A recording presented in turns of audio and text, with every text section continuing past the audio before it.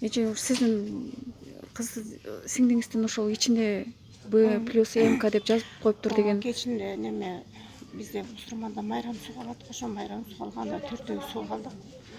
Суу калганда прям көкүрөгүндө Н жеринде Н деп жазыптыр дагы. Көкүрөгүнүн учуна бычактын учу менен бир предметпен, острый предмет менен плюс, анан Бны мындай неме буква менен жазганда, печатный буква эмес, письменный буква менен жазганда, монтип Бны монтип анан мондой кылганда как-то бир 2-3 неме болуп калган.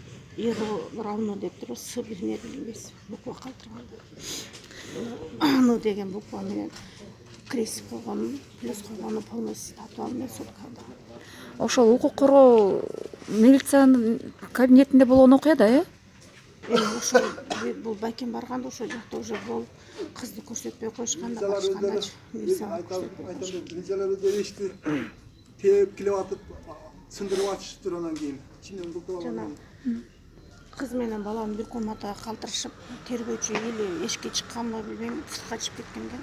Ошондо кыздын бакырган өзү жана немеде жазылып жүрбөйбү, неме интервью бергенде деле кызды чыңырганда уже келишкенде эшикти ача албастан талкалап киришкен. Киргенде уже кыз канга боелуп жаткан деп өздөрү ушундай деп айтышат. Булар байкеме жеген барганда где-то 3 саат кармап көрсөтүшпөптүр. То ли больницага алып кетип, то ли бияка алып кетип көрсөтпөйт.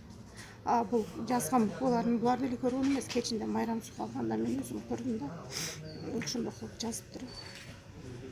Неме ал бычактын учу менен жазганда бир какой-то острый предмет билбейм да, ушундай кызыл прям тамгалар түшүп калган, мындай эткеч ойлоп бычак менен ойгондо кан чыгып ойгондо каким образом жазган билбейм анчы.